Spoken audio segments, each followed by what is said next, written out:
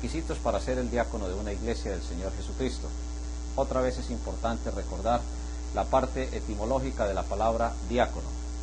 Muchas iglesias han confundido, han cambiado, y hablamos de iglesias entre comillas, porque es muy importante resaltar otra vez que la palabra iglesia significa asamblea, y que eso quiere decir que todos los miembros de una iglesia local, en plena comunión, debidamente bautizados, tienen en determinado momento que ejercer su autoridad.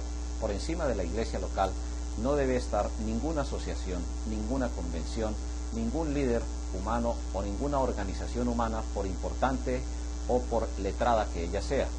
Aquí es otra vez muy básico reconocer lo que la palabra de Dios enseña. Los dos ministerios ordenados que Dios ha dejado en su palabra son el pastorado y el diaconado.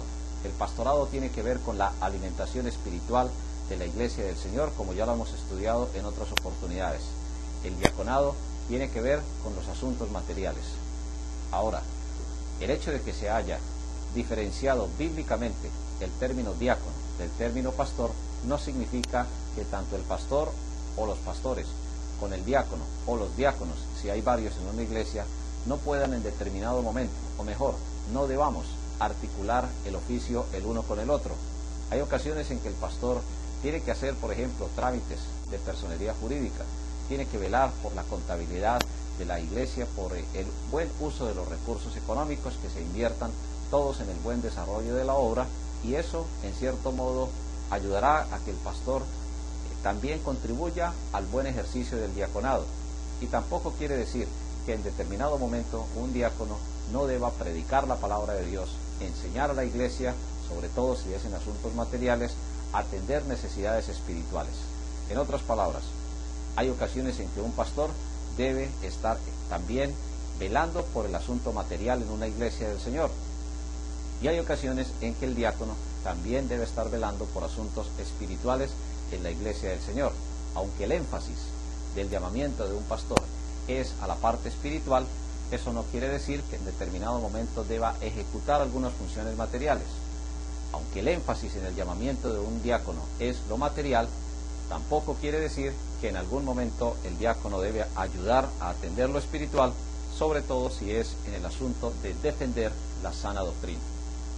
La palabra diácono, vamos a observar algunas expresiones que tenemos escritas acá en nuestro tablero, y aquí vamos a encontrar que la raíz, una vez más griega, tiene que ver con el término diaconía.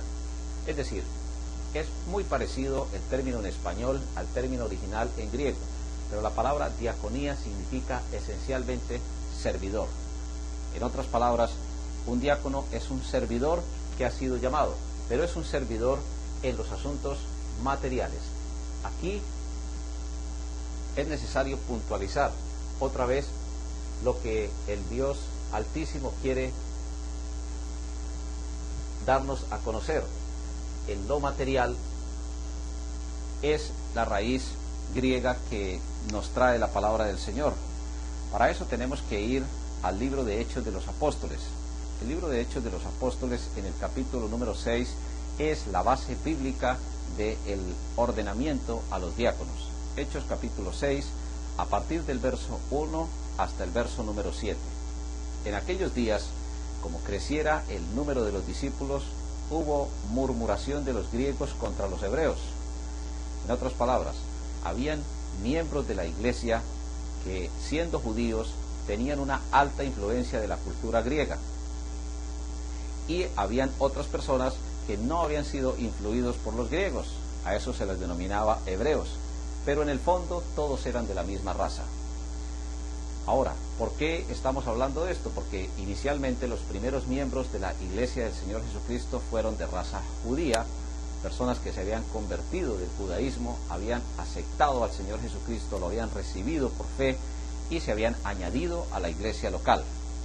Es importante recordar que allá en Hechos capítulo 2 se nos menciona que se añadieron cerca de 3.000 personas, Hechos capítulo 2 versos 40 hasta el 42. Y en Hechos capítulo 4, en el verso número 4, se nos menciona que muchos de los que habían oído la palabra, Hechos 4:4, dice que creyeron, y el número de los varones era como 5.000, En otras palabras, la iglesia del Señor, la que Dios estableció en Jerusalén, que inició con sus 12 apóstoles, que empezó a llamar allá desde las orillas del mar de Galilea, con sus primeros miembros como Pedro, Andrés, Jacobo y Juan, había crecido ya a cerca de 5.000 hombres. Si multiplicamos que por cada hombre aproximadamente había una mujer, entonces tendríamos 10.000 miembros. Y si decimos que de una o de otra forma ellos tenían hijos, aunque muy seguramente habrían jóvenes que todavía no se habrían casado, pues el promedio de la iglesia era mínimo de unas 10.000, 12.000 personas, por decir un término especulativo. ¿Cómo hacer para pastorear una iglesia de 12.000 miembros? Pues la realidad es que los apóstoles fueron los primeros pastores de esa iglesia que el Señor estableció en Jerusalén. Esa iglesia de cerca de 12.000 miembros se quedó allí en Jerusalén. Dios permitió una persecución. Ellos habían en cierto modo entendido un poco equivocadamente la palabra de Dios. Ellos habían creído que primero había que convertir a toda Jerusalén y que después sí habría que ir a otros lugares. Pero el mandato del Señor era ir no solamente a Jerusalén, sino también a Judea y también a Samaria y hasta lo último de la tierra, como lo encontramos allá en el libro de Hechos de los Apóstoles, escrito por el médico Lucas en el capítulo número 1. Pero amados hermanos y hermanas en el Señor Jesucristo, cuando estamos estudiando aquí Hechos capítulo 6, en el verso número 1, podemos ver que había crecido el número de los discípulos, es decir, cerca de 12.000 personas. Repetimos, no es un término preciso, es un término que hemos deducido simplemente de los textos que acabamos de mencionar. Pero en una iglesia de esa magnitud, de ese tamaño, pues había murmuración de judíos que habían sido influidos por la cultura griega, que habían vivido bajo el dominio griego, y otros que no habían vivido bajo el dominio griego y se les denominaba hebreos. ¿En qué consistía la murmuración? En que las viudas de aquellos eran desatendidas por la distribución diaria. Es decir, había en cierto modo una inequidad en la distribución de recursos que la iglesia recogía para ayudar a atender a las necesidades de las viudas. Muchas preguntas surgen acá. Hay personas que dicen, hoy las viudas deben ser entonces atendidas por una iglesia del Señor. Bueno, si nosotros nos remontamos al libro de 1 Timoteo, capítulo número 5, encontramos allí una respuesta supremamente contundente en cuanto a esto. Había viudas que no tenían atención de sus propias familias. 1 Timoteo, capítulo número 5, a partir del verso 3 dice, honra a las viudas que en verdad lo son. ¿Qué significa esto? Ahí está explicado. Si alguna viuda tiene hijos o nietos, aprendan estos primero a ser piadosos para con su propia familia y a recompensar a sus padres, porque esto es bueno y agradable delante de Dios. Y en el verso 5 explica, mas la que en verdad es viuda, en otras palabras, la Biblia reconoce aquí viudas que no tenían atención de ninguna persona de su familia y ha quedado sola, espera en Dios y es diligente en súplicas y oraciones noche y día. Hermanos y hermanas, había personas viudas en la iglesia de Jerusalén que no tenían ningún familiar que las atendiera. La primera respuesta que debemos atender es, cuando una viuda puede ser atendida por sus hijos o por sus nietos en cuanto a sus necesidades básicas, de alimentación, por ejemplo, de techo, de vestido, de calzado, pues como hijos, como nietos, tenemos la responsabilidad de, en gratitud, ayudar a sustentar económica, emocional y espiritualmente a nuestros seres queridos de avanzada edad. Pero cuando hay una viuda, como en el caso de Jerusalén, que no tenía absolutamente nada, ninguno de sus familiares podía atenderla, pues entonces la iglesia recogía algunas ofrendas, esas ofrendas se invertían en comprar alimentos y en atender esas necesidades básicas. Verso número 2. ¿Qué sucedió? Los 12 convocaron a la multitud. ¿Qué está dando a entender la Biblia allí? Que toda la iglesia tenía la autoridad. Ellos hubieran podido tomar una decisión sin consultar con la asamblea, pero aquí hay una muy bonita aplicación de lo que los apóstoles habían enseñado ya a sujetarse a una iglesia. Los pastores, es decir, los apóstoles, convocan a la multitud de los discípulos, a toda la iglesia, y les dicen, no es justo que nosotros dejemos la palabra de Dios para servir a las mesas. Buscad pues, hermanos, de entre vosotros a 7 varones, y aquí vienen los requisitos. Número 1, de buen testimonio. Número 2, controlados por el Espíritu Santo. Número 3, y de sabiduría, es decir, con conocimiento de la palabra de Dios aplicado en sus vidas, a quienes encargaremos de este trabajo. Y nosotros, dice el verso 4, persistiremos en la oración y en el ministerio de la palabra. Fijémonos la complementación que existe entre el ministerio del pastor y el ministerio de los diáconos. Los pastores, uno o varios, los diáconos, uno o varios, tienen un oficio y tenemos oficios plenamente definidos. Dios siempre ha sido un Dios de orden, y aquí vemos que en la iglesia del Señor se ve también cómo Dios aplica su orden. Verso número 5, otra vez dice la Biblia: ¿agradó la propuesta a quién? ¿A unos hermanos solamente? De ninguna manera. La palabra de Dios dice a toda la multitud, es decir, toda la iglesia ejerció la autoridad, y toda la iglesia, dice, eligieron. No está diciendo que los apóstoles solamente lo hicieron. Ellos oficiaban como pastores, da a entender la palabra de Dios, pero ellos no tomaron una decisión unilateralmente. Tomaron la decisión consultando a toda la multitud. Se preguntará usted, hermano, hermana, y con toda razón y validez, ¿cómo poner de acuerdo a una multitud de cerca de 10.000 o 12.000 personas en cuanto a elegir unas personas para ayudar a servir a las mesas de las viudas? Solamente el Espíritu de Dios pudo hacer esa labor. Si poner de acuerdo a 2 personas para tomar una decisión al interior de una familia cuesta a veces un gran esfuerzo, imaginémonos una iglesia de 10.000 o 12.000 miembros para elegir personas que fueran a repartir algunos asuntos materiales. No es extraño para los seres humanos que donde hay recursos económicos, donde hay intereses, a veces pasionales, a veces de placer, a veces cualquier otro tipo de esto, de ambición, de poder, pues hay grandes conflictos humanos. Eso está dentro de la naturaleza humana. Pero aquí vemos el control de Dios sobre cada uno de los hermanos, miembros de la iglesia, y eligen, toda la iglesia. ¿Eligen a quién? A Esteban, número 1, varón lleno de fe y del Espíritu Santo; a Felipe, a Prócoro, a Nicanor, a Felipe, y sigue diciendo a Timón, a Parmenas y a Nicolás, prosélito, es decir, seguidor de la iglesia de Antioquía, o seguidor de Antioquía, mejor. Verso número 6. Hacemos la aclaración porque todavía la iglesia de Antioquía no estaba formada, pero era una persona que había venido de la ciudad de Antioquía, los cuales presentaron ante los apóstoles, quienes orando les impusieron las manos. La primera pregunta que necesitamos contestar es la necesidad. ¿Había necesidad de nombrar diáconos en una iglesia del Señor Jesucristo? Si había necesidad de nombrar diáconos en una iglesia del Señor Jesucristo, la respuesta es supremamente clara. La palabra diácono viene del griego diaconía, que significa servidor en lo material. El texto, Hechos capítulo 6, versos 1 al 7. ¿Dónde se identifica la necesidad? La necesidad se identifica en que hay asuntos materiales que gobernar en una iglesia del Señor Jesús. No solamente la atención de unas viudas, la administración de los recursos económicos. Una iglesia se sostiene con las ofrendas, con los diezmos, como Dios lo ha determinado en su palabra. Esos diezmos y ofrendas deben ser administrados. ¿Por qué razón? Hay iglesias que se reúnen en templos propios.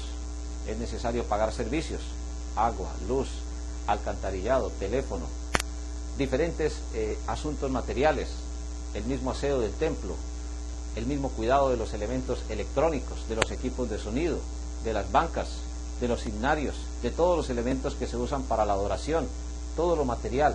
La responsabilidad es de los diáconos.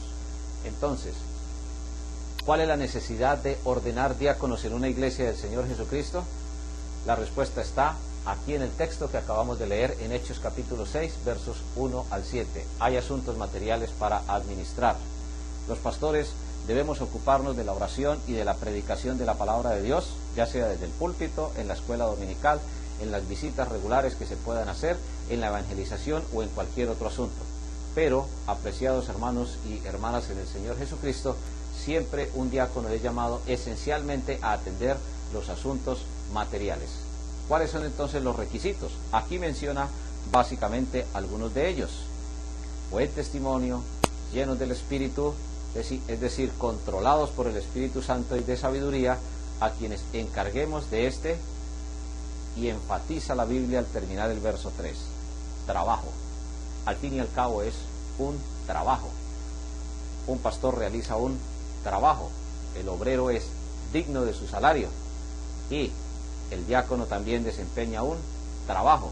Hay iglesias que en determinado momento ofrecen a sus diáconos alguna compensación económica, otras definitivamente no lo pueden hacer por razones de que el énfasis de los recursos económicos está centrado en el trabajo ministerial o en la obra misionera.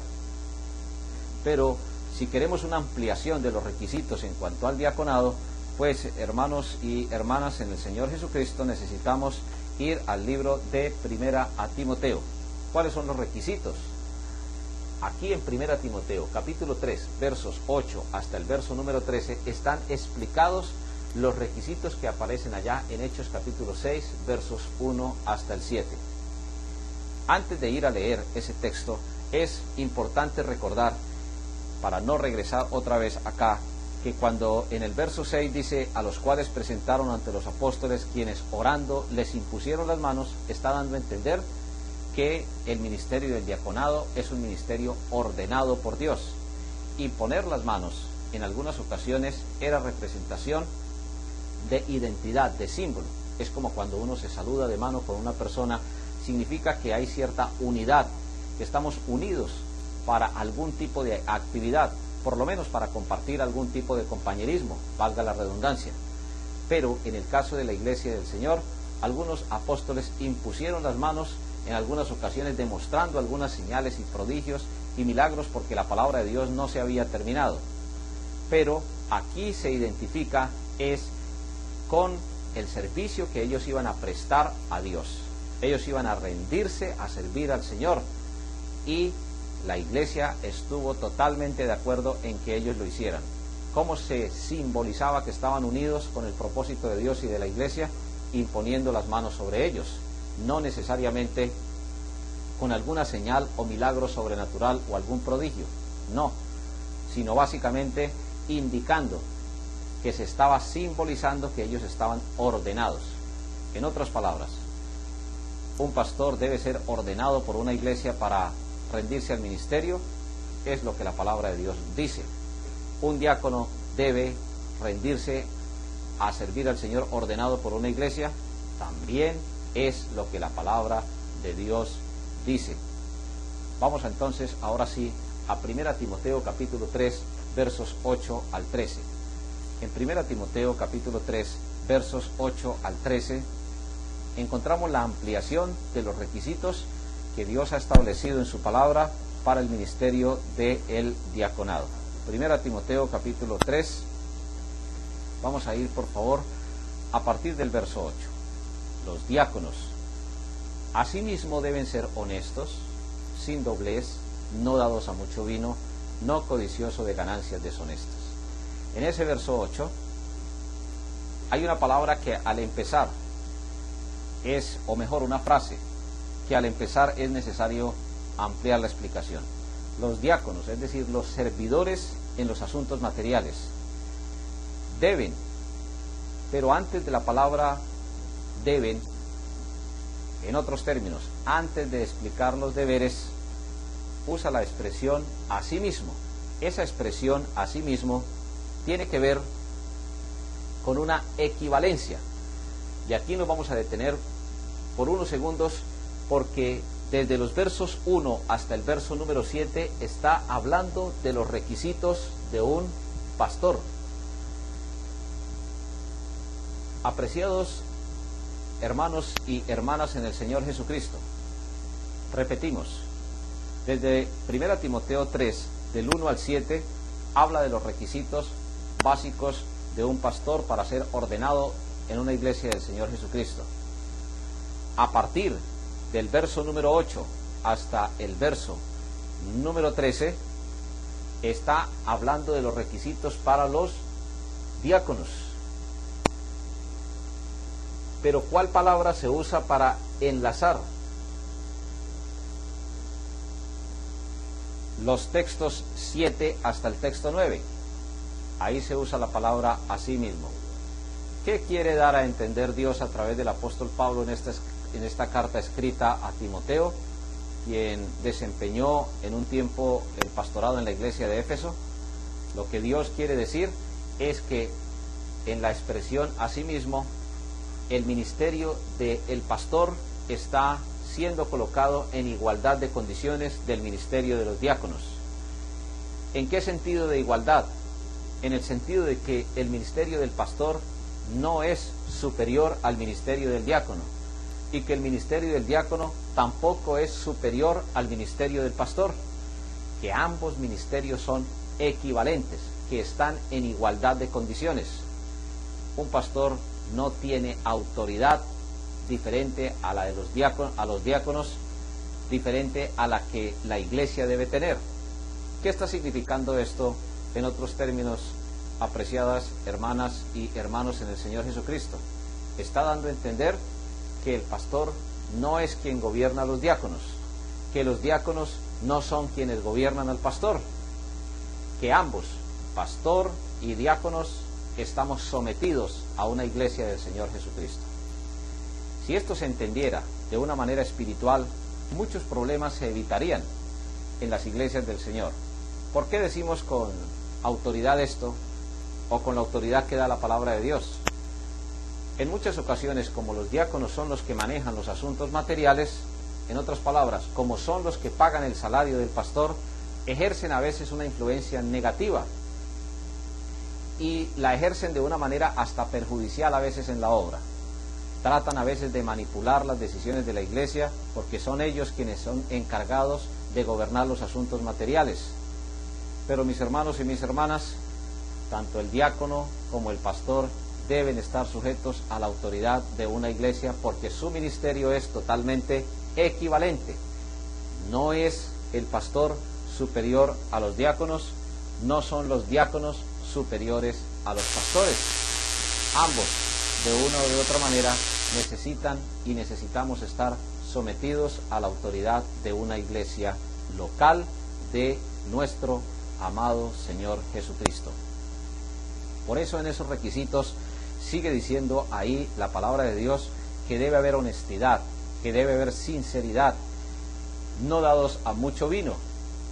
Y bueno, cuando el vino logra en algunas ocasiones invadir la vida de un diácono, pues el diácono sencillamente no se ha rendido al control del Espíritu Santo, y vendrá entonces por añadidura, o vendrán mejor por añadidura, muchísimas dificultades en el desarrollo de su ministerio. No codicioso de ganancias deshonestas. Esto es supremamente importante, porque cuando un diácono no es honrado consigo mismo, con su familia, pues mucho menos va a poder serlo con la iglesia del Señor Jesucristo. La honradez en el manejo de los recursos económicos, el buen juicio, la dirección del Señor para la administración de los recursos materiales, pues evitan que la iglesia enfrente muchos sufrimientos en los problemas económicos. Que guarden el misterio de la fe, verso 9. Esto significa que un diácono debe conocer la sana doctrina. Un diácono, al ser ordenado, pues debe rendir en cierto modo una prueba de su conocimiento doctrinal. En lecciones anteriores, especialmente cuando hablamos de los requisitos para acceder a ser miembro de una iglesia del Señor Jesús, estudiamos, apreciados hermanos y hermanas en el Señor Jesús, que un requisito esencial es tener una fe, pero no una fe intelectual. Hay varias clases de fe: la fe que está solamente en la mente, la fe que salva, la fe para obediencia y la fe como sistema de doctrina. Son 4 clases de fe. ¿De qué clase de fe está hablando aquí? De la doctrina. Porque cuando un diácono no tiene el conocimiento de la sana doctrina, pues no podrá ayudar ni al pastor o a los pastores ni a la iglesia a preservar la sana doctrina. No podrá en determinado momento ayudar a desempeñar algunas funciones espirituales en la iglesia del Señor Jesucristo. Y sigue diciendo aquí que estos también sean sometidos a prueba primero, en otras palabras, sean examinados. En el servicio de ordenación del diaconado pueden en determinado momento tener la suficiente capacidad de llevar adelante la palabra del Señor, y sobre todo en el examen que ellos deben rendir en el momento de la ordenación. Por eso la expresión que sean sometidos a prueba indica que deben ser examinados no solamente en su testimonio, no solamente en el desarrollo de su familia, sino mucho más aún también en el conocimiento de la sana doctrina. Y entonces ejerzan el diaconado si son irreprensibles. ¿Cuándo un diácono es realmente irreprensible? Cuando tiene un buen testimonio y cuando tiene un buen conocimiento y aplicación de la palabra de Dios. Y en el verso número 11 está hablando de las características de las esposas de los diáconos. Dice, las mujeres asimismo sean honestas. En otras palabras, la mujer de un diácono, la esposa de un diácono, mejor para usar un término mucho más dignificante, pues tiene en cierto modo una alta responsabilidad. Por eso, al ser esposa de un diácono se necesita la honestidad, no calumniadoras. Muchas mujeres, a veces por razones de su propio compañerismo, pues llegan a determinadas expresiones que no son de edificación. Y entonces Dios aquí aclara que la esposa de un diácono debe controlar no solamente su propia vida, su propio testimonio, sino también usar muy bien las expresiones verbales que ella hace, que ella realiza, para poder llevar adelante también el ministerio con su esposo. No está hablando en ningún momento que las mujeres deban ser ordenadas como diaconisas, porque no es un ministerio dado a una mujer. Aquí lo que está hablando claramente es de la esposa de un diácono. Y sigue diciendo ahí la palabra del Señor en el verso número 12, explicando: los diáconos sean maridos de una sola mujer y que gobiernen bien sus hijos y sus casas. Verso número 13, porque los que ejerzan bien el diaconado ganan para sí un grado honroso y mucha confianza en la fe que es en Cristo Jesús. El ministerio del diaconado no tiene tanto una recompensa ni terrenal ni material. No, el ministerio del diaconado tiene una recompensa sobre todo de tipo espiritual, y sobre todo allá cuando estemos en el juicio del trono blanco de los galardones, mejor, aclaramos, en el juicio de los galardones, porque en ese tribunal de Cristo, no en el del trono blanco, porque el trono blanco será un juicio para los incrédulos, como lo menciona ya en el libro de Apocalipsis. Entonces aclaramos, no es el juicio del trono blanco, sino es el juicio del tribunal de el Señor Jesucristo, donde se entreguen los galardones. En ese juicio, entonces, será donde los diáconos puedan recibir en determinado momento la recompensa porque han ejercido muy bien el ministerio del diaconado. ¿Con base en qué podemos hacer esa afirmación de que no es el juicio del trono blanco, que es un juicio para incrédulos? En 2 Corintios, capítulo 5, en el verso número 10, dice la palabra de Dios, 2 Corintios 5:10, porque es necesario que todos nosotros comparezcamos ante el tribunal de Cristo, para que cada uno reciba según lo que haya hecho mientras estaba en el cuerpo, sea bueno o sea malo. Entonces hay un juicio aquí de galardones, está muy explicado allá en 1 Corintios capítulo número 3. Este será un juicio para creyentes, no para salvación. Queremos enfatizar eso porque aquí está hablando el apóstol Pablo, y ya el apóstol Pablo había sido salvo, había sido bautizado, había sido añadido a una iglesia del Señor Jesucristo, y en consecuencia él iba a ser juzgado, no para salvación, sino para galardones. El otro juicio que ya menciona la Biblia allá en el libro de Apocalipsis, que podemos citar, y para hacer la claridad de una vez podemos ir al último libro de la palabra del Señor, en el libro de Apocalipsis, en el capítulo número 20, verso 11, y vi un gran trono blanco y el que estaba sentado en él, de delante del cual huyeron la tierra y el cielo, y ningún lugar se encontró para ellos. Y hasta el verso número 14 se nos explica que es un juicio para incrédulos. Los diáconos, como verdaderos creyentes en el Señor Jesucristo, asimismo los pastores y todos nosotros como hijos de Dios, primero, segundo, como miembros de una iglesia del Señor, vamos a rendir cuenta de los ministerios que Dios nos ha entregado, y sobre todo allá en el tribunal de Cristo, que será un juicio de galardones, de premios en cuanto al trabajo que se haya hecho para la honra y para la gloria de nuestro Señor Jesucristo. Tiene entonces que estudiarse en detalle estos requisitos para los diáconos. Vamos ahora sí entonces a desarrollar en la lección número 9 cada una de las preguntas que plantea en la disertación del maestro. En primer lugar, la importancia de usar la voluntad de Dios en la selección de los diáconos. Con base en los textos que acabamos de estudiar, ¿qué podemos afirmar? Que el ministerio del diaconado es un ministerio del llamamiento de Dios, de un llamamiento de Dios mejor, a servir al Señor. ¿En qué tipo de asuntos? En los asuntos materiales. Entonces, si la iglesia es del Señor, si Él la ha comprado con su preciosa sangre, si le pertenecemos a Él como iglesia del Señor, es Él quien decide a quién ha de llamar al ministerio pastoral y a quién ha de llamar al ministerio del diaconado. ¿Cuándo sabemos que es la voluntad de Dios en la selección de los diáconos? Cuando los requisitos en cada persona que ha sido llamada al ministerio a través de la iglesia son de acuerdo a la palabra de Dios. Aquí están excluidas todas las opiniones humanas. Hay iglesias que en cierto modo se puede decir que son muy subjetivas en esto, es decir, que aplican sus propios principios, lo que ellos opinan que está bien. Pues hermanos y hermanas, la realidad objetiva de la palabra de Dios, lo concreto que enseña la palabra de Dios con relación al ministerio del diaconado, es que hay unos requisitos que no se pueden violar. En segundo lugar, mencione a los diáconos de la iglesia por su nombre y sus deberes. Bueno, esto es un ejercicio que cada iglesia debe hacer y que en determinado momento deben dar reconocimiento. Cada año se debe dar un reconocimiento cuando un diácono afirma cumplir un año más en el servicio del diaconado. Por esa razón, las iglesias deben participar de una o de otra manera en un reconocimiento, en un servicio especial, podría ser de gratitud a Dios por el ministerio del diaconado. En cuanto a las tareas para los alumnos, pues es necesario ampliar algunas cosas. ¿Para qué fueron escogidos los primeros diáconos?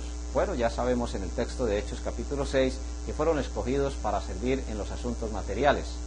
Usted, apreciado hermano, hermana en el Señor Jesucristo, puede en determinado momento ampliar las explicaciones, o mejor, debe ampliar las explicaciones que tiene este texto, analizando cada uno de los textos con toda la información que hemos podido entregar, ayudados, eso sí, por el Espíritu de Dios y su palabra. La segunda pregunta es, ¿cuál es la diferencia entre el trabajo del pastor y el del diácono?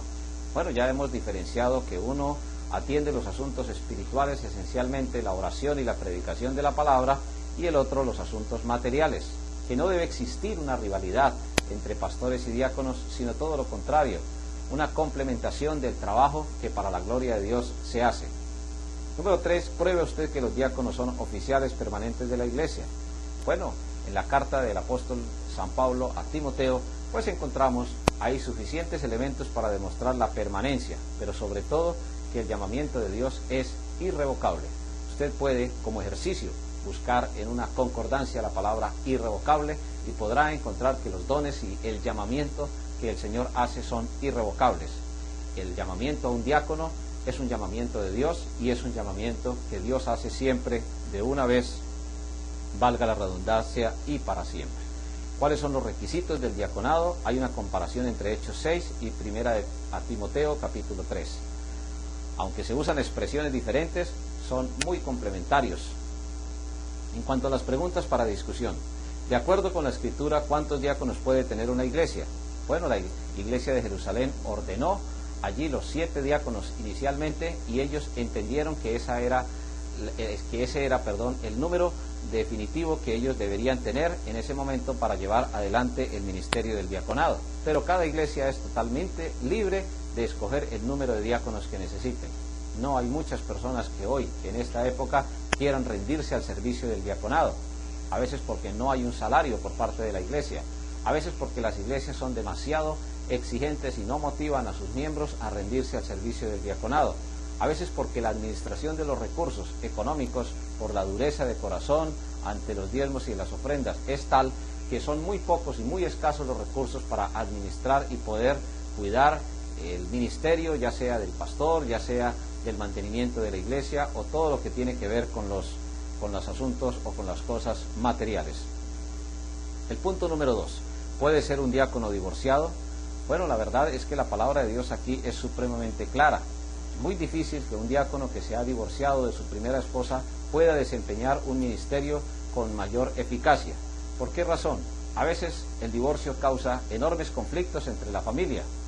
Por decir algo, suponiendo que llegue la anterior esposa a un servicio y empiece a escandalizar a quien fue anteriormente su esposo y que hipotéticamente, supuestamente ahora está desarrollando un ministerio en su condición de divorciado, eso en cierto modo limita muchísimo el testimonio de un diácono. La palabra de Dios es supremamente clara ahí y está diciendo que debe ser marido de una sola mujer. Alguien dirá, pero si enviuda el diácono, bueno, el asunto ya es diferente.